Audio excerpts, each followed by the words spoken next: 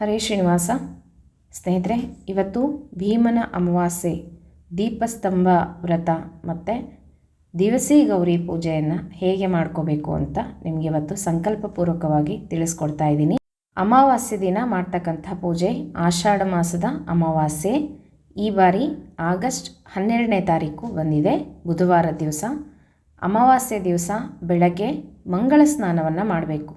ನಾವು ಪ್ರತಿ ಬಾರಿ ಅಮಾವಾಸ್ಯೆ ತಲೆಗೆ ಎಣ್ಣೆ ಹಚ್ಚಿ ಸ್ನಾನ ಮಾಡೋದಿಲ್ಲ, ಆದರೆ ಈ ಒಂದು ಭೀಮನ ಅಮಾವಾಸ್ಯೆ ಸ್ತ್ರೀಯರಿಗೆ ಬಹಳ ಪುಣ್ಯಕರವಾದಂಥ ದಿನ ಅಂತ ಹೇಳ್ಬೋದು. ಹಾಗಾಗಿ ಹೆಣ್ಣು ಮಕ್ಕಳು, ಪುಟ್ಟ ಮಕ್ಕಳು, ದೊಡ್ಡವರು, ಮುತ್ತೈದೆಯರು ಎಲ್ಲರೂ ಅವತ್ತಿನ ದಿವಸ ತಲೆಗೆ ಎಣ್ಣೆ ಹಚ್ಕೊಂಡು ಮಂಗಳ ಸ್ನಾನವನ್ನು ಮಾಡಬೇಕು, ಅರಿಶಿನ ಎಣ್ಣೆ ಹಚ್ಕೊಂಡು. ಈ ಒಂದು ಆಷಾಢ ಮಾಸದಲ್ಲಿ ಅಮಾವಾಸ್ಯೆ ದಿನ ಮಾಡ್ತಕ್ಕಂಥ ಪೂಜೆಯನ್ನು ದಿವಸಿ ಗೌರಿ ಪೂಜೆ ಅಂತ ಕರೀತಾರೆ. ಭೀಮನ ಅಮಾವಾಸ್ಯೆ ಪೂಜೆ ಅಂತ ಹೇಳ್ತಾರೆ, ಜ್ಯೋತಿರ್ಭೀಮೇಶ್ವರ ವ್ರತ ಅಂತ ಹೇಳ್ತಾರೆ, ಪತಿ ಸಂಜೀವಿನಿ ವ್ರತ ಅಂತಲೂ ಸಹ ಕರೀತಾರೆ. ಒಬ್ಬ ಪತಿವ್ರತೆ ಈ ಒಂದು ಪತಿ ಸಂಜೀವಿನಿ ಪೂಜೆಯನ್ನು, ವ್ರತವನ್ನು ಮಾಡಿ ಸತ್ತಂತಹ ಗಂಡನನ್ನು ಬದುಕಿಸಿಕೊಂಡಂತಹ ಕಥೆಯನ್ನು ನಾವು ಕೇಳ್ತೀವಿ. ದಿವಸಿ ಗೌರಿಯ ಕಥೆಯನ್ನು ಅವತ್ತಿನ ದಿವಸ ನಾವು ಓದ್ಕೊತೀವಿ. ಹೇಗೆ ಸತ್ತಂತಹ ಗಂಡನನ್ನು ಬದುಕಿಸಿಕೊಂಡ್ಲು ಅವಳು, ಜ್ಯೋತಿರ್ಭೀಮೇಶ್ವರ ವ್ರತವನ್ನು ಮಾಡಿ ಶಿವ ಪಾರ್ವತಿಯರು ಬಂದು ಅವಳಿಗೆ ವರವನ್ನು ಕೊಡ್ತಾರೆ. ಶಿವನೇ ಸ್ವತಃ ಅಣ್ಣನಾಗಿ ಬಂದು ಭಂಡಾರವನ್ನು ಒಡೆದು ಕೊಡ್ತಾನೆ. ಆ ರೀತಿಯಲ್ಲಿ ನಾವು ಕಥೆಯನ್ನು ಕೇಳ್ತೀವಿ. ಹಾಗೆ ಸತ್ತಂತಹ ಗಂಡನನ್ನು ಬದುಕಿಸಿಕೊಂಡಂತಹ ಒಂದು ಪೂಜೆ ಇದು ಪತಿ ಸಂಜೀವಿನಿ ವ್ರತ ಅಂತಲೂ ಕರೀತಾರೆ. ಆಷಾಢ ಮಾಸದ ಅಮಾವಾಸ್ಯೆ ದಿನ ಮಾಡ್ತಕ್ಕಂಥ ಪೂಜೆ. ಮದುವೆ ಆಗದೇ ಇರುವಂಥ ಕುಮಾರಿಕೆಯರು, ಹೆಣ್ಣು ಮಕ್ಕಳು ಪ್ರತಿ ವರ್ಷ ಈ ಒಂದು ಪೂಜೆಯನ್ನು ಮಾಡಬೇಕು. ಪಾರ್ವತಿ ಪರಮೇಶ್ವರರ ಪೂಜೆಯನ್ನು ಮಾಡೋದ್ರಿಂದ ಉತ್ತಮವಾದಂತಹ ದೀರ್ಘಾಯುವಾದಂತಹ ಪತಿ ಲಭಿಸ್ತಾನೆ.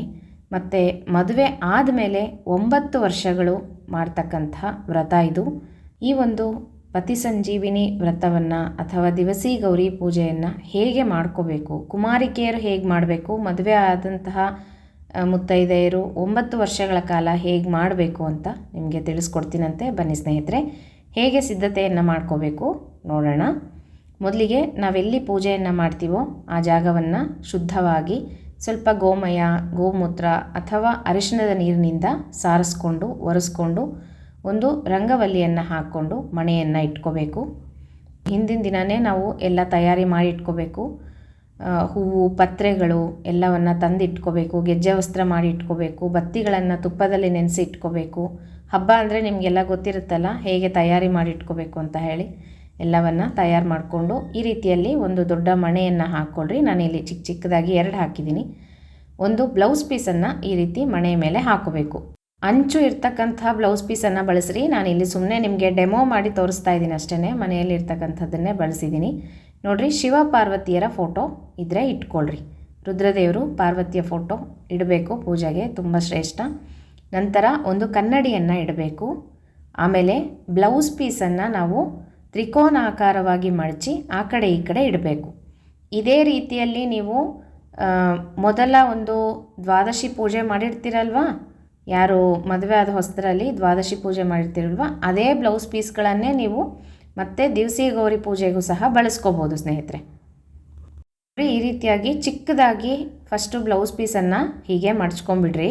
4 ಭಾಗವಾಗಿ ಮಾಡ್ಕೊಂಡು ಹೀಗೆ ಮಡ್ಚ್ಕೊಂಬಿಟ್ರೆ ನಿಮಗೆ ಸಣ್ಣದಾಗಿ ನೀಟಾಗಿ ಟ್ರಯಾಂಗಲ್ ಶೇಪಲ್ಲಿ ಮಡ್ಚಲಿಕ್ಕೆ ಈಸಿಯಾಗಿ ಬರುತ್ತೆ. ನೋಡಿರಿ, ಈ ರೀತಿ ರೋಲ್ ಮಾಡ್ಕೊತ ಹೋದರೆ ನಿಮಗೆ ಟ್ರಯಾಂಗಲ್ ಶೇಪಲ್ಲಿ ಬ್ಲೌಸ್ ಪೀಸು ರೆಡಿ ಆಗುತ್ತೆ. ಈ ರೀತಿಯಾಗಿ ಮಡ್ಚ್ಕೊಂಡು ಆ ಕಡೆ ಈ ಕಡೆ 2 ಬ್ಲೌಸ್ ಪೀಸನ್ನು ಇಡಬೇಕು.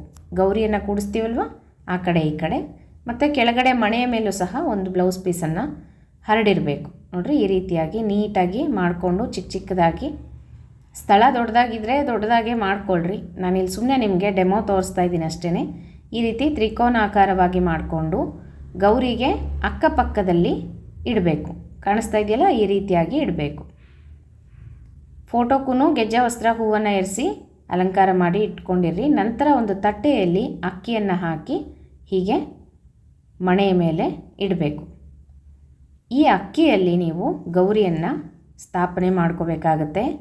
ಯಾರು ದಿವಸಿ ಗೌರಿ ಪೂಜೆಯನ್ನು ಮಾಡ್ತಿರೋ ಅಂದರೆ ಪುಟ್ಟ ಮಕ್ಕಳು, ಕುಮಾರಿಕೆಯರು, ಮದುವೆ ಆಗದೆ ಇರತಕ್ಕಂಥ ಮಕ್ಕಳಿಗೆ ಹೇಗೆ ಕೂಡಿಸ್ಬೇಕು ಅಂದರೆ ಕಟ್ಟಿಗೆ ಗೌರಿಯನ್ನು ಕೂಡಿಸ್ಬೇಕು. ಯಾರ ಮನೆಯಲ್ಲಿ ದಿವಸಿ ಗೌರಿ ಅಂತ ಸಿಗುತ್ತೆ ಕಟ್ಟಿಗೆಯದ್ದು, 2 ಗೋಪುರದ ಥರ ಇರುತ್ತೆ, ಶಿವ ಪಾರ್ವತಿ ಅಂತ ಹೇಳಿ. ಆ ಥರದ್ದಿತ್ತು ಅಂದರೆ ಇಟ್ಕೊಳ್ರಿ. ಆ ಥರದ್ದು ಇಲ್ಲ ಅಂತ ಹೇಳೋರು ಮಣ್ಣಿನಿಂದ ಮಾಡಿರುವಂತಹ ಶಿವ ಪಾರ್ವತಿಯರನ್ನು ಇಟ್ಟು ಪೂಜೆಯನ್ನು ಮಾಡ್ಬೋದು. ತುಳಸಿ ಮಣ್ಣನ್ನು ತಗೊಂಡು ಅದರಿಂದ 2 ಗೋಪುರದ ಥರ ಮಾಡಬೇಕು. ಈ ರೀತಿ 2 ಕೊಂತಿಗಳು ಅಂತ ಹೇಳ್ತೀವಲ್ವ, ಈಗ ನಾವು ಅರಿಶಿಣದ ಗೌರಿ ಹೇಗೆ ಮಾಡ್ತೀವೋ ಅದೇ ಥರ 2 ಕೊಂತಿಗಳನ್ನು ಮಾಡಬೇಕು. ಒಂದು ದೊಡ್ಡದಾಗಿರಬೇಕು, ಒಂದು ಸ್ವಲ್ಪ ಚಿಕ್ಕದಾಗಿ ಇನ್ನೊಂದನ್ನು ಮಾಡಬೇಕು, ಶಿವ ಪಾರ್ವತಿ ಅಂತ ಹೇಳಿ. ಈ ರೀತಿ ಮೃತ್ತಿಕೆಯಿಂದನೂ ಸಹ ಮಾಡಿ ಪೂಜೆಯನ್ನು ಮಾಡ್ಬೋದು. ಯಾರು ಪತಿವ್ರತೆ ಗಂಡನನ್ನು ಬದುಕಿಸ್ಕೊಂಡ್ಲಲ್ವ, ನಾವು ಕಥೆಯನ್ನು ಓದ್ತೀವಿ, ಆ ಕಥೆಯಲ್ಲಿ ಅವಳು ಇದೇ ಥರನೇ ಕೊಂತಿಗಳನ್ನು ಮಣ್ಣಿನಿಂದ ಮಾಡಿ ಗಿಡದ ಬಳ್ಳಿಯನ್ನು ಬತ್ತಿಯಾಗಿ ಮಾಡಿಕೊಂಡು ನೀರನ್ನು ಹಾಕಿ ದೀಪವನ್ನು ಹಚ್ಚಿರ್ತಾಳೆ. ನೋಡ್ರಿ ಎಂಥ ಪತಿವ್ರತೆ ಅಲ್ವಾ. ಹಾಗೆ ದೀಪ ಬೆಳಗುತ್ತಂತೆ ನೀರಿನಲ್ಲಿ ಹಚ್ಚಿದರೆ. ಆ ರೀತಿಯಾಗಿ ಭಕ್ತಿಯಿಂದ ಪೂಜೆಯನ್ನು ಮಾಡಿರ್ತಾಳೆ. ಹೀಗೆ 2 ಕೊಂತಿಗಳನ್ನಾದರೂ ಇಟ್ಟು ಪೂಜೆಯನ್ನು ಮಾಡ್ಬೋದು. ಅಥವಾ ಈ ರೀತಿಯಾಗಿ 2 ದೀಪದ ಸ್ತಂಭಗಳು, ಎಣ್ಣೆಯದ್ದಾದರೂ ಆಗಿರ್ಬೋದು ಅಥವಾ ತುಪ್ಪದ್ದಾದರೂ ಆಗಿರ್ಬೋದು, 2 ಜೋಡು ದೀಪದ ಸ್ತಂಭಗಳನ್ನು ಇಟ್ಟು ಅದಕ್ಕೆ ನೀವು ಪೂಜೆಯನ್ನು ಮಾಡ್ಬೋದು. ಹೇಗಾದರೂ ಮಾಡ್ಬೋದು ಸ್ನೇಹಿತರೆ, ನಿಮ್ಮ ಅನುಕೂಲ. ಮದುವೆ ಆಗದೇ ಇರುವಂಥ ಮಕ್ಕಳಿಗೆ, ಮದುವೆ ಆಗಿರುವಂಥ ಮುತ್ತೈದೆಯರು ಈ ರೀತಿ ಮಂಗಳಗೌರಿಯನ್ನು ಇಟ್ಟು ಪೂಜೆಯನ್ನು ಮಾಡ್ಬೋದು. ಫಸ್ಟು ನೀವು ದ್ವಾದಶಿ ಪೂಜೆಯನ್ನು ಮಾಡಿರ್ತೀರಲ್ವ, ನೆಕ್ಸ್ಟು ಅಮಾವಾಸ್ಯೆ ದಿವಸನೂ ಇದೇ ರೀತಿಯಾಗಿ ಗೌರಿಯನ್ನು ಇಟ್ಟು, ಮಂಗಳಗೌರಿಯನ್ನು ಇಟ್ಟು ದಿವಸಿ ಗೌರಿ ಅಂತ ಹೇಳಿ ಪೂಜೆಯನ್ನು ಮಾಡ್ತಕ್ಕಂಥದ್ದು.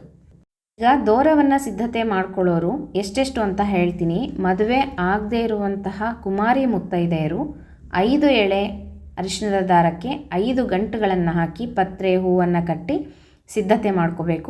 ಎಷ್ಟು ಮಕ್ಕಳು ಪೂಜೆಯನ್ನು ಮಾಡ್ತಾರೋ ಅಷ್ಟು ದಾರಗಳನ್ನು ಮಾಡ್ಕೋಬೇಕು. ಮತ್ತು ಗೌರಿಗೆ ಒಂದು ಎಕ್ಸ್ಟ್ರಾ ಅಂತ ಹೇಳಿ ದಾರವನ್ನು ಮಾಡಬೇಕು.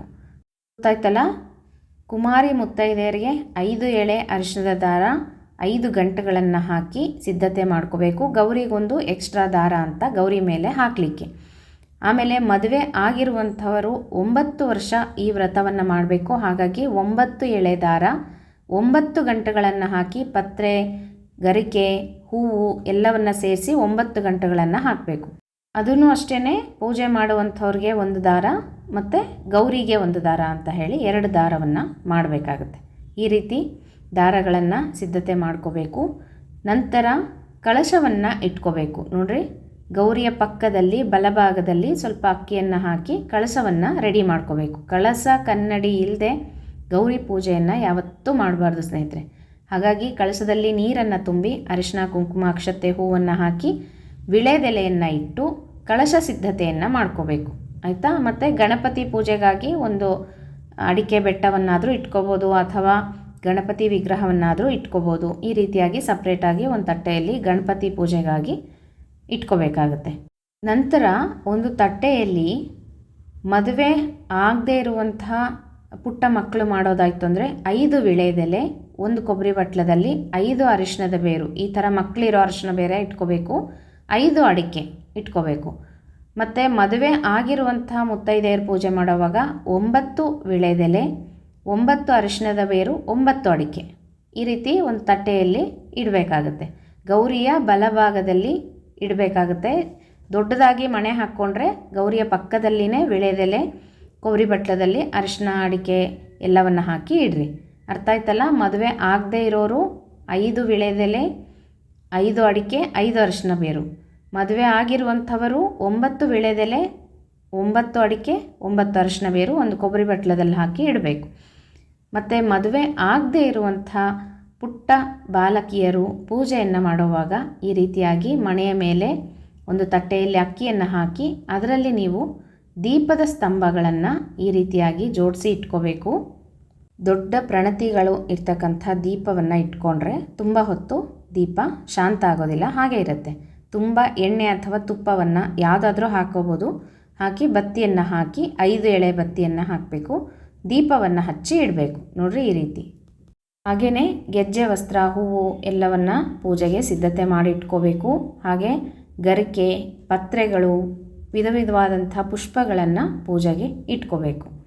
ಈಗ ಫಸ್ಟ್ ನಾವು ಸಂಕಲ್ಪ ಮಾಡ್ಕೊಂಬಿಡೋಣ. ಸಂಕಲ್ಪ ಹೇಗೆ ಅಂತ ನಿಮಗೆ ತಿಳಿಸ್ಕೊಡ್ತೀನಂತೆ. ನಂತರದಲ್ಲಿ ಪೂಜೆಯನ್ನು ತಿಳಿಸ್ಕೊಡ್ತೀನಿ. ಮದುವೆ ಆಗಿರೋರು ಮಂಗಳಗೌರಿ ಇಟ್ಕೊಂಡು ಪೂಜೆಯನ್ನು ಮಾಡಿಕೊಳ್ಳ್ರಿ. ಮಂಗಳಗೌರಿ ಇಲ್ಲ ನಮ್ಮ ಮನೆಯಲ್ಲಿ ಅಂತ ಹೇಳೋರು ಈ ರೀತಿ ದೀಪಸ್ತಂಭಗಳನ್ನು ಇಟ್ಕೊಂಡು ಪೂಜೆಯನ್ನು ಮಾಡ್ಕೋಬೋದು, ಅಥವಾ ಮಣ್ಣಿನ 2 ಕೊಂತಿಗಳನ್ನು ಮಾಡಿಟ್ಟು ಪೂಜೆಯನ್ನು ಮಾಡ್ಕೋಬೋದು, ನಿಮ್ಮ ಅನುಕೂಲ. ಈಗ ಸಂಕಲ್ಪವನ್ನು ತಿಳಿಸ್ತೀನಿ. ಕೈಯಲ್ಲಿ ಹೂವು ಅಕ್ಷತೆಯನ್ನು ಹಿಡ್ಕೊಳ್ರಿ. ಸಂಕಲ್ಪ ಹೇಳ್ತೀನಂತೆ. ಯಾರಿಗೆ ಸಂಕಲ್ಪ ಹೇಳಲಿಕ್ಕೆ ಬರೋದಿಲ್ಲ ಅಂಥವರು ನಾನು ಹೇಳಿದಂತಹ ಸಂಕಲ್ಪವನ್ನು ಕೇಳಿಸ್ಕೊಂಡು ಅಕ್ಷತೆ ನೀರನ್ನು ಬಿಟ್ಟರೆ ಸಾಕಾಗುತ್ತೆ. ಶುಭೆ ಶೋಭನೆ ಮುಹೂರ್ತೆ ಆದ್ಯ ಬ್ರಹ್ಮಣಃ ದ್ವಿತೀಯ ಪರಾರ್ಧೆ ಶ್ರೀ ಶ್ವೇತವರಾಹ ಕಲ್ಪೆ ವೈವಸ್ವತ ಮನ್ವಂತರೆ ಕಲಿಯುಗೆ ಪ್ರಥಮಚರಣೆ ಭರತವರ್ಷೆ ಭರತಖಂಡೆ ಜಂಬೂದ್ವೀಪೆ ದಂಡಕಾರಣ್ಯೆ ದೇಶೇ ಗೋದಾವರ್ಯಾಃ ಶಾಲಿವಾನಶಕೆ ಬೌದ್ಧಾವತಾರೆ ರಾಮಕ್ಷೇತ್ರೆ ಅಸ್ಮಿನ್ ವರ್ತಮಾನೇನ ಚಾಂದ್ರಮಾನೇನ ಪರಾಭವನಾಮ ಸಂವತ್ಸರೆ ದಕ್ಷಿಣಾಯನೆ ಗ್ರೀಷ್ಮ ಋತು ಆಷಾಢಮಾಸೆ ಕೃಷ್ಣಪಕ್ಷೆ ಅಮಾವಾಸ್ಯ ತಿಥೌ ಪುಷ್ಯ ನಕ್ಷತ್ರ ವ್ಯತಿಪಾತಯೋಗ ಚತುಷ್ಪಾತ್ ಕರ್ಣ ಏವಂ ಗುಣವಿಶೇಷಣ ವಿಶಿಷ್ಟಾಯಾಂ ಶುಭ ಪುಣ್ಯತಿಥೌ ಅಸ್ಮದ್ಗುರುವಂತರ್ಗತ ಭಾರತೀ ರಮಣ ಮುಖ್ಯ ಪ್ರಾಣಾಂತರ್ಗತ ಶ್ರೀ ವಿಷ್ಣು ಪ್ರೇರಣೆಯ ವಿಷ್ಣು ಪ್ರೀತ್ಯರ್ಥಂ ಮಮ ಪತಿ ಸಂಜೀವನದ್ವಾರ ಯಾವಜ್ಜೀವ ಸೌಮಂಗಲ್ಯಾಭಿವೃದ್ಧ್ಯರ್ಥಂ ಆಯುರಾರೋಗ್ಯ ಐಶ್ವರ್ಯ ಸುಖ ಸಂತಾನ ಸೌಖ್ಯಾಭಿವೃದ್ಧ್ಯರ್ಥಂ ಭೀಮೇಶ್ವರಾಮಾವಾಸ್ಯ ಪ್ರಯುಕ್ತ ಉಮಾಮಹೇಶ್ವರ ಪೂಜಾಂ ಕರಿಷ್ಯೆ ಅಂತ ಹೇಳ್ಕೊಳ್ರಿ, ಅಥವಾ ದಿವಸಿ ಗೌರಿ ಪೂಜಾಂ ಕರಿಷ್ಯೆ ಅಂತಲೂ ಸಹ ಹೇಳ್ಕೊಂಡು ಸಂಕಲ್ಪವನ್ನು ಮಾಡ್ಕೋಬೋದು. ಇದಿಷ್ಟು ಸಂಕಲ್ಪವನ್ನು ಮಾಡ್ಕೊಂಡ್ಮೇಲೆ ಕಳಶವನ್ನು ತಯಾರು ಮಾಡ್ಕೋಬೇಕು. ಒಂದು ತಂಬಿಗೆಯಲ್ಲಿ ಅಥವಾ ಲೋಟದಲ್ಲಿ ನೀರನ್ನು ತುಂಬಿಕೊಂಡು ಅರಿಶಿನ ಕುಂಕುಮ ಅಕ್ಷತೆ 1 ಹೂವನ್ನು ಹಾಕಿ ಯಮುನೆ ಚೈವ ಗೋದಾವರಿ ಸರಸ್ವತಿ ನರ್ಮದಾ ಸಿಂಧು ಕಾವೇರಿ ಜಲೇಸ್ಮಿನ್ ಸನ್ನಿಧಿಂ ಕುರು ಅಂತ ಹೇಳಿ ಗಂಗೆಯನ್ನು ಆಹ್ವಾನ ಮಾಡಿಕೊಂಡು ನಂತರ ಆ ಹೂವಿನಿಂದ ಎಲ್ಲ ಕಡೆ ಪ್ರೋಕ್ಷಣೆಯನ್ನು ಮಾಡಿಕೊಂಡು ಎಲ್ಲ ಪೂಜಾ ದ್ರವ್ಯಾಣಿಗಳನ್ನು ಶುದ್ಧ ಮಾಡ್ಕೋಬೇಕು. ಹೊರಗಡೆಯಿಂದ ತಂದಿರ್ತಕ್ಕಂತಹ ಹೂವು ಅದು ಎಲ್ಲ ಅಶುದ್ಧಿಯಾಗಿರುತ್ತೆ, ಅದಕ್ಕೋಸ್ಕರ ಎಲ್ಲವನ್ನು ಶುದ್ಧಿ ಮಾಡಿಕೊಂಡು ನಂತರ ಪ್ರಥಮವಾಗಿ ಗಣಪತಿ ಪೂಜೆಯನ್ನು ಮಾಡ್ಕೋಬೇಕು. ವಿಶ್ವಂಭರ ರೂಪಿಯಾದಂಥ ಪರಮಾತ್ಮ ಗಣಪತಿಯ ರೂಪದಲ್ಲಿ ಇರ್ತಾನೆ. ಹಾಗಾಗಿ ಗಣಪತಿಗೆ 21 ಕೆಂಪು ಹಚ್ಚಿದಂತಹ ಗೆಜ್ಜೆ ವಸ್ತ್ರ ಹೂವನ್ನು ಏರಿಸಿ ನೈವೇದ್ಯವನ್ನು ಮಾಡಬೇಕು. ಕೊಬ್ಬರಿ ಸಕ್ಕರೆ ಅಥವಾ ಹಣ್ಣು ಏನಾದರೂ ನೈವೇದ್ಯ ಮಾಡಿ ಮಂಗಳಾರತಿಯನ್ನು ಮಾಡಬೇಕು. ಧೂಪ ದೀಪವನ್ನು ಮಾಡಿ ಗಣಪತಿ ಪೂಜೆಯನ್ನು ಮಾಡ್ಕೋಬೇಕು. ನಂತರ ಕಳಶ ಪೂಜೆಯನ್ನು ಮಾಡ್ಕೋಬೇಕು. ನಾವು ಗೌರಿ ಪೂಜೆಯ ಮುಂಚೆ ಕಳಶ ಪೂಜೆಯನ್ನು ಮಾಡ್ಕೋಬೇಕು. ಕಳಶ ಇಟ್ಟಿರ್ತೀವಲ್ವ, ಅದಕ್ಕೆ ಅರಿಶಿನ ಕುಂಕುಮಾಕ್ಷತೆಯನ್ನು ಏರಿಸಿ 18 ಗೆಜ್ಜೆ ಇರುವಂಥ ಗೆಜ್ಜೆ ವಸ್ತ್ರವನ್ನು ಕಳಶಕ್ಕೆ ಏರಿಸಿ ಹೂವನ್ನು ಏರಿಸಿ ಕಳಶ ಪೂಜೆಯನ್ನು ಮಾಡಿಕೊಂಡು ನಂತರ ನಾವೇನು ದೀಪಸ್ತಂಭಗಳನ್ನು ಇಟ್ಕೊಂಡಿರ್ತೀವಲ್ವ ಅದಕ್ಕೆ ಪೂಜೆಯನ್ನು ಮಾಡ್ಕೋಬೇಕು, ಅಥವಾ ದಿವಸಿ ಗೌರಿ ಪೂಜೆಯನ್ನು ಪ್ರಾರಂಭ ಮಾಡ್ಕೋಬೇಕು. ಮೊದಲಿಗೆ ದೀಪಸ್ತಂಭಗಳಿಗೆ ಅರಿಶಿನ ಕುಂಕುಮವನ್ನು ಹಚ್ಚಿ, ನೀವು ಕಂಕಣವನ್ನು ಸಹ ಕಟ್ಬೋದು. ದೀಪಸ್ತಂಭಕ್ಕೆ ಒಂದಕ್ಕೆ ಅರಿಶಿನದ ಬೇರು ಅರಿಶಿನದ ದಾರದಿಂದ ಕಂಕಣವನ್ನು ಕಟ್ಬೋದು. ನಂತರ 18 ಗೆಜ್ಜೆ ಇರುವಂಥ ಗೆಜ್ಜೆ ವಸ್ತ್ರವನ್ನು ಏರಿಸಿ ಹೂವನ್ನು ಸುತ್ತಬೇಕು. ಈ ರೀತಿ ದೀಪಸ್ತಂಭಗಳನ್ನು ಅಲಂಕಾರ ಮಾಡಿ ಇಟ್ಕೋಬೇಕು. ಆಮೇಲೆ ಪೂಜೆಯನ್ನು ಶುರು ಮಾಡ್ಬೋದು. ಮಧ್ಯದಲ್ಲಿ ನಾನು ಹೇಳ್ತಾ ಹೋಗ್ತೀನಿ ಷೋಡಶೋಪಚಾರ ಪೂಜೆ, ಅದನ್ನು ನೀವು ಮಾಡ್ತಾ ಹೋಗುವಾಗೂ ಅಲಂಕಾರ ಮಾಡ್ಕೋಬೋದು. ಮುಂಚೆನೂ ಮಾಡಿ ಇಟ್ಕೊಂಡು ನಂತರ ಅಕ್ಷತೆಯನ್ನು ಹಾಕ್ಬೋದು. ಫಸ್ಟು ಪೀಠಕ್ಕೆ ಅಕ್ಷತೆಯನ್ನು ಹಾಕಿ ಉಮಾಮಹೇಶ್ವರಾಭ್ಯಾಂ ನಮಃ ಆವಾಹನಾರ್ಥೆ ಅಕ್ಷತಾಂ ಸಮರ್ಪಯಾಮಿ ಅಂತ ಹೇಳಿ ಪೀಠದ ಮೇಲೆ ಸ್ವಲ್ಪ ಅಕ್ಷತೆಯನ್ನು ಹಾಕಬೇಕು. ನಂತರ ಶ್ರೀ ಉಮಾಮಹೇಶ್ವರಾಭ್ಯಾಂ ನಮಃ ಆಸನಾರ್ಥೆ ಅಕ್ಷತಾಂ ಸಮರ್ಪಯಾಮಿ ಅಂತ ಹೇಳಿ ಆಸನವನ್ನು ಕೊಟ್ಟು ಕೂಡಿಸ್ಬೇಕು. ನಂತರ ಉಮಾಮಹೇಶ್ವರಾಭ್ಯಾಂ ನಮಃ ಪಾದ್ಯಂ ಸಮರ್ಪಯಾಮಿ ಅಂತ ಹೇಳಿ ಪಾದವನ್ನು ತೊಳಿಬೇಕು. ನಂತರ ಉಮಾಮಹೇಶ್ವರಾಭ್ಯಾಂ ನಮಃ ಅರ್ಘ್ಯಂ ಸಮರ್ಪಯಾಮಿ ಮುಖೆ ಆಚಮನೀಯಂ ಸಮರ್ಪಯಾಮಿ ಅಂತ ಹೇಳಿ ಅರ್ಘ್ಯಕ್ಕೆ 1 ಉದ್ಧರಣೆ, ಆಚಮನಕ್ಕೆ 3 ಉದ್ಧರಣೆ ನೀರನ್ನು ತೋರಿಸಿ ಒಂದು ಪಾತ್ರೆಗೆ ಬಿಟ್ಬಿಡಬೇಕು. ನಂತರ 1 ಉದ್ಧರಣೆ ನೀರನ್ನು ತಗೊಂಡು ಶುದ್ಧೋದಕ ಸ್ನಾನಂ ಸಮರ್ಪಯಾಮಿ ಅಂತ ಹೇಳಿ ಹೂವನ್ನು ಅದ್ದುಬಿಟ್ಟು ಪ್ರೋಕ್ಷಣೆಯನ್ನು ಮಾಡಬೇಕು. ನಂತರ ವಸ್ತ್ರವನ್ನು ಏರಿಸಬೇಕು. ಮುಂಚೆನೇ ಏರಿಸಿದರೆ ಅಕ್ಷತೆಯನ್ನು ಹಾಕಿ ವಸ್ತ್ರಯುಗ್ಮಂ ಸಮರ್ಪಯಾಮಿ ಅಂತ ಹೇಳ್ಬೋದು. ನಂತರ ಉಮಾಮಹೇಶ್ವರಾಭ್ಯಾಂ ನಮಃ ಗಂಧಂ ಸಮರ್ಪಯಾಮಿ ಅಂತ ಹೇಳಿ ಗಂಧದಲ್ಲಿ ಹೂವನ್ನು ಅದ್ಬಿಟ್ಟು ಏರಿಸಬೇಕು. ನಂತರ ಅಕ್ಷತೆಯನ್ನು ಹಾಕಬೇಕು. ಅಕ್ಷತಾನ್ ಸಮರ್ಪಯಾಮಿ ಅಂತ ಹೇಳಿ ನಂತರ ಆಭರಣ ಇದ್ದರೆ ಏರಿಸ್ಬೋದು, ಇಲ್ಲಾಂದರೆ ಅಕ್ಷತೆಯನ್ನು ಹಾಕ್ಬೋದು. ಆಮೇಲೆ ಪುಷ್ಪಂ ಸಮರ್ಪಯಾಮಿ ಅಂತ ಹೇಳಿ ಪುಷ್ಪಮಾಲೆಯನ್ನು ಏರಿಸಬೇಕು. ನಂತರ ಹರಿದ್ರ ಕುಂಕುಮ ಚೂರ್ಣಂ ಸಮರ್ಪಯಾಮಿ ಅಂತ ಹೇಳಿ ಅರಿಶಿನ ಕುಂಕುಮವನ್ನು ಏರಿಸಬೇಕು. ನಂತರ ಸಿಂಧೂರ ಚೂರ್ಣಂ ಸಮರ್ಪಯಾಮಿ ಅಂತ ಹೇಳಿ ಅಕ್ಷತೆಯನ್ನು ಹಾಕಿದ್ರೆ ಸಾಕು. ಸಿಂಧೂರ ಇತ್ತು ಅಂದರೆ ಏರಿಸ್ಬೋದು. ನಂತರ ಸಕಲ ಮಂಗಳ ದ್ರವ್ಯಾಣಿ ಸಮರ್ಪಯಾಮಿ ಅಂತ ಹೇಳಿ ಅಕ್ಷತೆಯನ್ನು ಹಾಕಿ ಕೈಯನ್ನು ಮುಗಿಬೇಕು. ವಿಧ ವಿಧವಾದಂಥ ಪತ್ರೆಗಳನ್ನು ಏರಿಸಬೇಕು. ಬಿಲ್ವ ಪತ್ರೆ, ತುಳಸಿ ಪತ್ರೆ, ಮತ್ತು ಮರುಕ ಪತ್ರೆ, ದವನ ಪತ್ರೆ, ಮಾಚಿ ಪತ್ರೆ, ಅಶ್ವತ್ಥ ಪತ್ರೆ, ಈ ರೀತಿಯಾಗಿ. ಆಮೇಲೆ ಗರಿಕೆಯನ್ನು ಸಹ ಏರಿಸಬೇಕು. ಪತ್ರೆ ಪೂಜೆ, ಪುಷ್ಪ ಪೂಜೆ, ಪುಷ್ಪಾರ್ಚನೆಯನ್ನು ಮಾಡ್ಬೋದು.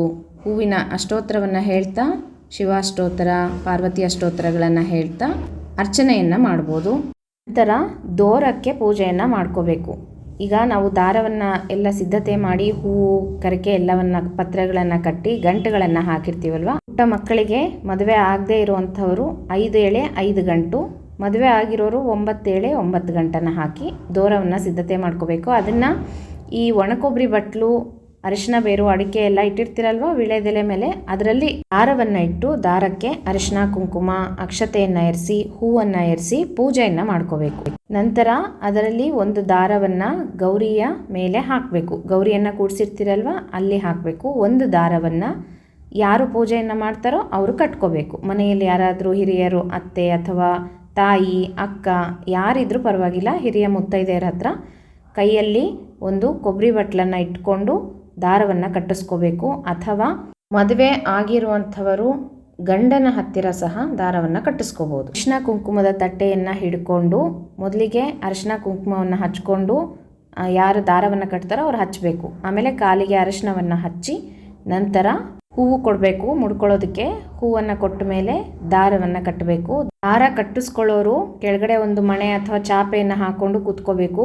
ಪೂರ್ವಕ್ಕೆ ಅಥವಾ ಪಶ್ಚಿಮಕ್ಕೆ ಮುಖವನ್ನು ಮಾಡಿ ಕೂತ್ಕೊಂಡು ದಾರವನ್ನು ಕಟ್ಟಿಸ್ಕೋಬೇಕಾಗುತ್ತೆ. ದಾರವನ್ನು ಕಟ್ಕೊಂಡ್ಮೇಲೆ ದಾರ ಯಾರು ಕಟ್ಟಿರ್ತಾರಲ್ವ ಅವರಿಗೆ ನಮಸ್ಕಾರವನ್ನು ಮಾಡಿ ಆಶೀರ್ವಾದ ತಗೋಬೇಕು. ಹಾಗೆ ಶಿವ ಪಾರ್ವತಿಯರ ಆಶೀರ್ವಾದವನ್ನು ಸಹ ತಗೋಬೇಕು. ನಂತರ ಧೂಪ, ದೀಪ, ತುಪ್ಪದ ದೀಪಗಳನ್ನು ಹಚ್ಚಿಟ್ಟು ನೈವೇದ್ಯವನ್ನು ಮಾಡಬೇಕು. ಅವತ್ತಿನ ದಿವಸ ಕಡುಬು, ಹಬ್ಬದ ಅಡುಗೆಯನ್ನು ಮಾಡಿ ಶಿವ ಪಾರ್ವತಿಯರಿಗೆ ನೈವೇದ್ಯವನ್ನು ಮಾಡಬೇಕು. ನಂತರ ಕಥೆಯನ್ನು ಓದ್ಕೋಬೇಕು. ಭೀಮೇಶ್ವರ ಅಮಾವಾಸ್ಯೆ ವ್ರತ ಕಥೆ ಅಂತ ಇರುತ್ತೆ, ಅದನ್ನಾದರೂ ಓದ್ಕೋಬೋದು. ದಿವಸಿ ಗೌರಿ ಕಥೆ ಅಂತ ಇರುತ್ತೆ, ಹಾಡಿನ ರೂಪದಲ್ಲೂ ಇರುತ್ತೆ, ಅದನ್ನಾದರೂ ಹೇಳ್ಕೊಬೋದು. ಕಥೆ ಎಲ್ಲ ಕೇಳಿದ ಮೇಲೆ ಗೌರಿಗೆ ಆರತಿಯನ್ನು ಮಾಡಬೇಕು. ಮುಂಚೆ ಎಲ್ಲನೂ ಕಡ್ಡಿ ಬತ್ತಿ ಅಂತ ಮಾಡ್ತಾ ಇದ್ವಿ ನಾವು. ಅಂದರೆ ಉತ್ತರಾಣಿ ಕಡ್ಡಿಯನ್ನು ತಂದು ಅದಕ್ಕೆ ಹತ್ತಿಯನ್ನು ಸುತ್ತಿ ಅದನ್ನು ತುಪ್ಪದಲ್ಲಿ ನೆನೆಸಿ ಈ ರೀತಿಯಲ್ಲಿ ಉತ್ತರಾಣಿ ಕಡ್ಡಿಯನ್ನು ಗೌರಿಗೆ ಆರತಿಯನ್ನು ಮಾಡ್ತಾ ಇದ್ವಿ. ಅದನ್ನು ಕಪ್ಪನ್ನು ಹಿಡಿಬೇಕು. ಅಂದರೆ ಒಂದು ಚಾಕು ಅಥವಾ ಒಂದು ಚಮಚದ ತುದಿಗೆ ಒಂದು ಸ್ವಲ್ಪ ತುಪ್ಪ ಸವರಿ ಆ ಒಂದು ಉತ್ತರಾಣಿ ಕಡ್ಡಿಯ ಆರತಿ ಏನು ಮಾಡಿರ್ತೀವಿ ಅದರಿಂದ ಕಪ್ಪನ್ನು ಹಿಡಿದು ಆ ಕಪ್ಪನ್ನು ಗೌರಿಗೆ ಫಸ್ಟು ಏರಿಸಬೇಕು. ಒಂದು ಹೂವಿಗೆ ಹಚ್ಚಿಬಿಟ್ಟು ಗೌರಿಗೆ ಏರಿಸಿ ನಂತರ ಆ ಕಪ್ಪನ್ನು ನಾವು ಹಚ್ಕೋಬೇಕು ಅಂತ ಅವಾಗೆಲ್ಲ ಮಾಡ್ತಾ ಇದ್ವಿ. ಈಗ ಉತ್ತರಾಣಿ ಕಡ್ಡಿ ಅದು ಸಿಗೋದು ಕಷ್ಟ ಊರುಗಳಲ್ಲಿ. ಹಾಗಾಗಿ ಪರವಾಗಿಲ್ಲ, ಆರತಿಯನ್ನೇ ಮಾಡಿರಿ, ಪರವಾಗಿಲ್ಲ. ಸಾಧ್ಯವಾದರೆ ನೀವೇನು ತುಪ್ಪದ ಆರತಿಯನ್ನು ಮಾಡಿರ್ತೀರಲ್ವ ಅದಕ್ಕೇ ಕಪ್ಪು ಹಿಡಿದ್ರೂ ನಡೆಯುತ್ತೆ. ಸಾಧ್ಯವಾದರೆ ಪ್ರಯತ್ನ ಮಾಡಿರಿ. ಈ ರೀತಿಯಾಗಿ ಕಪ್ಪು ತುಂಬ ಶ್ರೇಷ್ಠ ಅಲ್ವಾ, ಲಜ್ಜಾ ಲಕ್ಷ್ಮಿ ಅಂತ ಹೇಳ್ತೀವಿ. ಕಪ್ಪನ್ನು ಹಿಡಿದು ಗೌರಿಗೂ ಏರಿಸಬೇಕು, ನೀವು ಸಹ ಹಚ್ಕೋಬೇಕು. ಈ ರೀತಿ ಕಥೆ ಕೇಳ್ತಾ ಕಪ್ಪನ್ನು ಹಿಡಿಬೇಕು ಅಂತ ಹೇಳ್ತಾರೆ. ಹೀಗೆ ಆರತಿ ಎಲ್ಲ ಮುಗಿಸ್ಕೊಂಡು ಗೌರಿಗೆ ಪ್ರದಕ್ಷಿಣೆ ನಮಸ್ಕಾರವನ್ನು ಮಾಡಬೇಕು. ಪತಿಯ ಆಯುಷು ಗಟ್ಟಿಯಾಗಿರಲಿ, ಪತಿ ದೀರ್ಘಾಯುವಾಗಿ ಇರಬೇಕು ಅಂತ ಹೇಳಿ ಸೌಮಂಗಲ್ಯತ್ವ ದೀರ್ಘವಾಗಿ ಇರಲಿಕ್ಕಾಗಿ ಶಿವ ಪಾರ್ವತಿಯರ ಅನುಗ್ರಹವನ್ನು ಬೇಡಬೇಕು, ವರವನ್ನು ಬೇಡಬೇಕು. ನಂತರ ಪ್ರದಕ್ಷಿಣೆ ನಮಸ್ಕಾರ ಎಲ್ಲ ಆದಮೇಲೆ ಮನೆಯಲ್ಲಿ ಗಂಡು ಹುಡುಗರಿದ್ದರೆ ಆ ಹುಡುಗಿ ಏನು ಪೂಜೆ ಮಾಡಿರ್ತಾಳಲ್ವ ಅವರ ಅಣ್ಣ ಅಥವಾ ತಮ್ಮ ಇದ್ದರೆ ಭಂಡಾರವನ್ನು ಹೊಡಿತಾರೆ. ಕಥೆಯಲ್ಲಿ ಹೇಳಿರೋ ಹಾಗೆ ಆ ಒಂದು ಪತಿವ್ರತೆಗೆ ಅಣ್ಣನಾಗಿ ರುದ್ರದೇವರು ಬಂದುಬಿಟ್ಟು ಭಂಡಾರವನ್ನು ಹೊಡಿತಾರೆ. ಹಾಗಾಗಿ ಮನೆಯಲ್ಲಿ ಅಣ್ಣ ತಮ್ಮಂದಿರಿದ್ದರು ಅಂತಂದರೆ ಒಂದು ಕಣಕವನ್ನು ಕಲಿಸಿರ್ತೀರಲ್ವ, ಕಣಕದಲ್ಲಿ ಒಂದು ಕಾಯಿನನ್ನು ಇಟ್ಬಿಟ್ಟು ಕಣಕವನ್ನು ಮುಚ್ಚಬೇಕು. ಆ ರೌಂಡ್ ಶೇಪಲ್ಲಿ ಕಣಕ ಮಾಡಿ ಚಿಕ್ಕದಾಗಿ ಪೂರಿ ಥರ ಮಾಡಿ ದಪ್ಪನಾಗಿ ಅದರೊಳಗೆ ₹1 ಕಾಯಿನ್ ಅಥವಾ ₹5 ಕಾಯಿನನ್ನು ಇಟ್ಟು ಅದನ್ನು ಕಣಕವನ್ನು ಕ್ಲೋಸ್ ಮಾಡಿ ಅದನ್ನು ಹೊಸ್ತಿಲ ಮೇಲೆ ಇಡಬೇಕು. ಆ ಕಡೆ ಅಣ್ಣ ನಿಂತ್ಕೋಬೇಕು, ಒಳಗಡೆ ತಂಗಿ ನಿಂತ್ಕೋಬೇಕು. ಅಣ್ಣ ಅಥವಾ ತಮ್ಮ ಹೊರಗಡೆ ಇರಬೇಕು. ತಂಗಿ ಅಥವಾ ಅಕ್ಕ ಕೇಳಬೇಕು, ಹೊನ್ನು ಬೇಕಾ ಹೆಣ್ಣು ಬೇಕಾ ಅಂತ ಕೇಳಬೇಕು. ಹೊನ್ನು ಬೇಕು ಅಂತಂದರೆ ಆ ಒಂದು ಕಾಯಿನ್ ಏನು ಇಟ್ಟಿರ್ತೀರಲ್ವ ಕಣಕದಲ್ಲಿ ಅದಕ್ಕೆ ಒಂದು ಚೂರು ಬೇರೆ ಕಣಕವನ್ನು ಉದ್ದನೆ ಚೂಪನಾಗಿ ಮಾಡಿಕೊಂಡು ಅದಕ್ಕೆ ಚುಚ್ಚಬೇಕು. ಚುಚ್ಚಿ ನಂತರ ಅದು ಭಂಡಾರ ಹೊಡೆಯೋದು ಅಂತ ಹೇಳ್ತಾರೆ. ಹೀಗೆ ಪದ್ಧತಿಗಳು ಮೊದಲೆಲ್ಲ ಮಾಡ್ಕೊಂಡು ಬಂದಿದ್ವಿ, ಹಾಗಾಗಿ ಹೇಳ್ತಾ ಇದ್ದೀನಿ. ನಂತರ ಆ ಒಂದು ಏನು ಕಾಯಿನ್ ಇರುತ್ತಲ್ಲ ಅದು ಅವ್ರಿಗೇನೆ ಕೊಟ್ಬಿಡೋದು, ಅದರಲ್ಲಿರೋ ದುಡ್ಡು ಅವ್ರು ತೆಕ್ಕೊತಾರೆ. ಈ ರೀತಿಯಾಗಿ ಹೆಣ್ಣು ಬೇಕು ಅಂತಂದರೆ ಮತ್ತೆ ಹೆಣ್ಣೆ ಕೊಡಬೇಕಾಗತ್ತೆ, ತಂಗಿ ಅಕ್ಕ ಮದುವೆ ಆದಮೇಲೆ. ಹಾಗೆ ಇದು ಒಂಥರ ಸಂಪ್ರದಾಯಗಳು ಮುಂಚೆಯಿಂದ ಬಂದಿರೋದು. ಇದೆಲ್ಲ ಬಾಂಡಿಂಗ್, ನಮಗೆ ಅಣ್ಣ ತಮ್ಮಂದರು ಅಕ್ಕ ತಂಗಿಯರ ಬಾಂಧವ್ಯಗಳನ್ನು ಬೆಸೆಯುತ್ತೆ ಸ್ನೇಹಿತರೆ. ಇದೆಲ್ಲ ನಾವು ಮುಂಚೆ ಮಾಡ್ತಾಯಿದ್ವಿ. ನಿಮಗೆ ಹೇಳ್ತಾ ಇದ್ದರೆ ನನಗೆ ಹಿಂದಿಂದೆಲ್ಲ ನೆನಪಾಗುತ್ತೆ. ನಮ್ಮಣ್ಣ ಭಂಡಾರ ಹೊಡಿತಾ ಇದ್ದ, ನಾನು ಪೂಜೆ ಮಾಡಿಬಿಟ್ಟು ಸ್ಕೂಲ್ಗೆ ಹೋಗ್ತಾ ಇದ್ದೆ, ಇದೆಲ್ಲ ನನಗೆ ನೆನಪಾಗುತ್ತೆ. ಅದೊಂಥರ ಸ್ವೀಟ್ ಮೆಮೊರೀಸ್ ಅಂತ ಹೇಳ್ಬೋದು. ಹಾಗೆ ಭಂಡಾರವನ್ನು ಹೊಡೆದ ಮೇಲೆ ನಂತರ ನೀವು ಊಟಗಳನ್ನು ಮಾಡಿಕೊಂಡು ಸ್ಕೂಲ್ಗಳಿಗೆ ಹೋಗೋ ಮಕ್ಕಳು ಸ್ಕೂಲ್ಗೆ ಹೋಗ್ಬೋದು, ಅಥವಾ ಮದುವೆ ಆಗಿರೋರು ಮನೆಯಲ್ಲಿ ಪತಿಯ ಆಶೀರ್ವಾದವನ್ನು ಪಡೀಬೇಕು. ಪುಟ್ಟ ಮಕ್ಕಳು ಮನೆಯಲ್ಲಿ ಹಿರಿಯರ ಆಶೀರ್ವಾದವನ್ನು ತಗೋಬೇಕು, ತಂದೆ ತಾಯಿ ಅಣ್ಣ ಇದ್ದರೆ ಅಣ್ಣನ ಆಶೀರ್ವಾದ ತಗೋಬೇಕು. ಹಾಗೆ ದೊಡ್ಡವರು ಮದುವೆ ಆಗಿರೋರು ಮುತ್ತೈದೆಯರು ಗಂಡನ ಆಶೀರ್ವಾದವನ್ನು ತಗೊಂಡು ಅಕ್ಷತೆಯನ್ನು ತಲೆ ಮೇಲೆ ಹಾಕಿಸ್ಕೋಬೇಕು. ಆಶೀರ್ವಾದವನ್ನು ತಗೊಂಡು ನಂತರ ಭೋಜನವನ್ನು ಪತಿಗೂ ಬಡಿಸಿ ನೀವು ಸಹ ಊಟ ಮಾಡಬೇಕು. ಈ ರೀತಿ ಸಂಪ್ರದಾಯ ಮೊದಲಿಂದನೂ ಹಿರಿಯರು ಮಾಡ್ಕೊಂಡು ಬಂದಿದ್ದಾರೆ. ಹಿರಿಯರು ಮಾಡ್ಕೊಂಡು ಬಂದಂತಹ ಸಂಪ್ರದಾಯಗಳನ್ನು, ಪದ್ಧತಿಗಳನ್ನು, ಆಚಾರ ವಿಚಾರಗಳನ್ನು ನಾವು ಯಾವತ್ತೂ ಮರಿಬಾರ್ದು ಸ್ನೇಹಿತರೆ. ಮುಂದಿನ ಪೀಳಿಗೆಗಳಿಗೆ ಗೊತ್ತಾಗಬೇಕು. ಮುಂದೆನೂ ಸಹ ಧರ್ಮವನ್ನು ಉಳಿಸ್ಕೊಂಡು ಈ ರೀತಿಯಾಗಿ ಪೂಜೆ ಪುನಸ್ಕಾರಗಳನ್ನು ಮನೆಯಲ್ಲಿ ಮಾಡ್ತಾ ಹೋಗಬೇಕು. ಇದು ಯಾವುದೂ ಮರೆಯಾಗಬಾರ್ದು, ಕಣ್ಮರೆಯಾಗಿ ಹೋಗಬಾರ್ದು. ಹಾಗಾಗಿ ಎಲ್ಲರೂ ನಿಮ್ಮ ಮಕ್ಕಳಿಗೆ ಹೇಳ್ಕೊಡ್ರಿ, ನೀವು ಸಹ ಮಾಡಿರಿ. ನೀವು ಮಾಡಿದರೆ ನಿಮ್ಮ ಮಕ್ಕಳು ಕಲಿತಾರೆ. ಹಾಗಾಗಿ ಮನೆಯಲ್ಲಿ ಪೂಜೆ ಪುನಸ್ಕಾರಗಳನ್ನು ಮಾಡ್ತಾ ಇರಬೇಕು. ರುದ್ರದೇವರು ಪಾರ್ವತಿ ದೇವಿಯ ಪೂಜೆ ತಪ್ಪದೇ ಎಲ್ಲರೂ ಮಾಡಬೇಕು ಸ್ನೇಹಿತರೆ. ಎಲ್ಲ ಮುತ್ತೈದೆಯರು ಪುಟ್ಟ ಮಕ್ಕಳಿಗಂತರೂ ತಪ್ಪದೇ ಮಾಡಿಸ್ರಿ. ಒಳ್ಳೆಯ ಆರೋಗ್ಯವಂತ, ಗುಣವಂತ, ಆಯುಷ್ಯವಂತ ಪತಿ ಸಿಗಲಿ ಅಂತ ಹೇಳಿಬಿಟ್ಟು ಪುಟ್ಟ ಮಕ್ಕಳಿಗೆ, ಹೆಣ್ಣು ಮಕ್ಕಳಿಗೆ ಮಾಡಿಸ್ಬೇಕಾಗುತ್ತೆ. ಮನೆಯಲ್ಲಿ ಹೆಣ್ಣು ಮಕ್ಕಳಿದ್ರೆ ಹಬ್ಬಗಳು, ಆ ವಾತಾವರಣವೇ ಬೇರೆ ಇರುತ್ತೆ. ಹಾಗಾಗಿ ತಾಯಂದರು ಹೆಣ್ಣು ಮಕ್ಕಳಿದ್ರೆ ಖಂಡಿತವಾಗಿ ತಪ್ಪದೆ ಈ ಪೂಜೆಯನ್ನು ಮಾಡಿಸ್ರಿ. ರುದ್ರದೇವರು ಪಾರ್ವತಿ ದೇವಿಯ ಅನುಗ್ರಹ ಎಲ್ಲರಿಗೂ ಬೇಕೇ ಬೇಕು. ಹಾಗಾಗಿ ತಪ್ಪದೆ ಎಲ್ಲರೂ ಈ ಪೂಜೆಯನ್ನು ಮಾಡಿಕೊಳ್ಳ್ರಿ. ಮದುವೆ ಆಗಿ 9 ವರ್ಷ ಮುಗಿದ ಮೇಲೂ ಸಹ ವ್ರತ ಮನೆಯಲ್ಲಿ ಮಂಗಳಗೌರಿ ಇತ್ತು ಅಂದರೆ ಮಂಗಳಗೌರಿಗೇನೆ ಪೂಜೆ ಮಾಡಿಕೊಳ್ಳ್ರಿ. ಮತ್ತು ಈ ಥರ ದೀಪಸ್ತಂಭಗಳನ್ನಿಟ್ಟು ಸಹ ಪೂಜೆಯನ್ನು ಮಾಡ್ಕೋಬೋದು ಸ್ನೇಹಿತರೆ. ಹೀಗೆ ಆಷಾಢ ಮಾಸದಲ್ಲಿ ಅಮಾವಾಸ್ಯೆ ದಿನ ಮಾಡ್ತಕ್ಕಂತಹ ಪತಿ ಸಂಜೀವಿನಿ ವ್ರತ, ದಿವಸಿ ಗೌರಿ ಪೂಜೆ, ಭೀಮನ ಅಮಾವಾಸ್ಯೆ ಪೂಜೆ ಅಂತೆಲ್ಲ ಕರೀತಾರೆ. ಈ ಪೂಜೆಯನ್ನು ನಾವು ಆಗಸ್ಟ್ 12ನೇ ತಾರೀಕು ಬುಧವಾರದ ದಿವಸ ಮಾಡ್ತಾಯಿದ್ದೀವಿ. ಎಲ್ಲರೂ ಸಹ ಮಹಾರುದ್ರದೇವರ ಸಹಿತ ಪಾರ್ವತೀ ದೇವಿಯ ಅನುಗ್ರಹಕ್ಕಾಗಿ ಈ ಪೂಜೆಯನ್ನು ತಪ್ಪದೇ ಮಾಡಿಕೊಳ್ಳ್ರಿ ಅಂತ ಹೇಳ್ತಾ, ಇನ್ನೇನಾದರೂ ಡೌಟ್ಸ್ ಇದ್ದರೆ ಕಮೆಂಟ್ ಬಾಕ್ಸಲ್ಲಿ ಕೇಳಿ ತಿಳಿಸ್ಕೊಡ್ತೀನಂತೆ. ಸಾಯಂಕಾಲನೂ ಸಹ ದೀಪಗಳನ್ನು ಹಚ್ಚಿಡಬೇಕು ಗೌರಿ ಮುಂದೆ, ಮರಿಬೇಡ್ರಿ. ಮತ್ತೆ ಮುಂದಿನ ವಿಡಿಯೋದಲ್ಲಿ ಸಿಗೋಣ ಸ್ನೇಹಿತರೆ. ಹರೇ ಶ್ರೀನಿವಾಸ.